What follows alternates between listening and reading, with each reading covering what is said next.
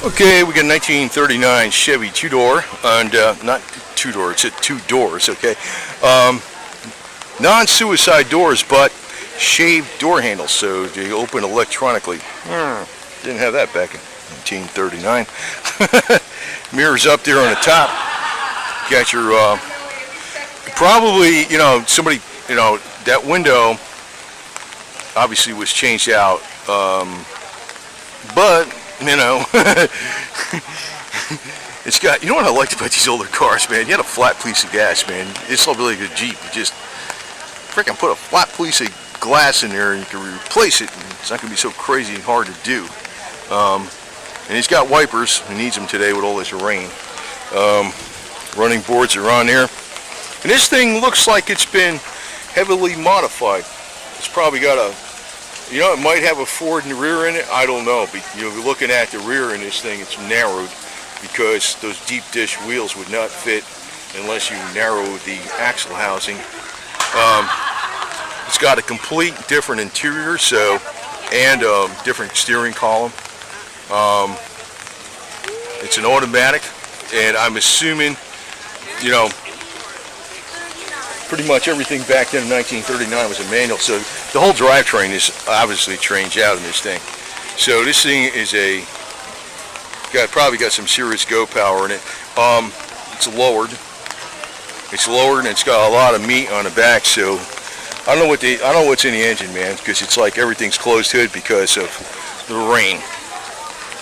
So I ventured out here, so whatever. What do you want me to do, man?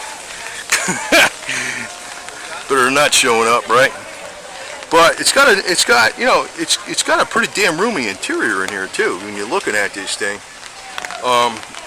despite not having the body out where, you still got running boards. In other words, this car seems to have, what it looks like? It looks like back in 1939 they were starting to make the interiors bigger than previous years, despite having the running boards.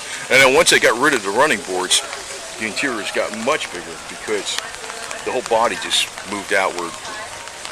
But it looks like you got a lot of room in here because the trunk, even though it's maybe not that deep, it's high. So you can still fit a lot in here. Big car, man. Big car. A lot of steel on that sucker.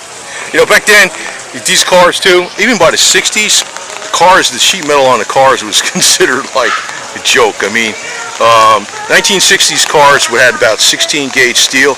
Today the cars are probably 18 or 20 gauge or 18 in max, and they put foam behind them so if you don't lean on them, you don't dent them. Back then, these cars were, I think they were like 14 gauge steel. You could actually pound out a dent and shave the metal where the hammer marks were, to smooth it out, and then just put a minimal amount of lead in it. The metal was so thick. You can't shave no metal with an 18 gauge. You go right through the damn thing, man. It'd be like a paper thin or something. So, I don't know how they could say we have not really progressed that much. I mean, for everything they've done better with technology, they've taken other steps back in cheapness. It's an absolute fact.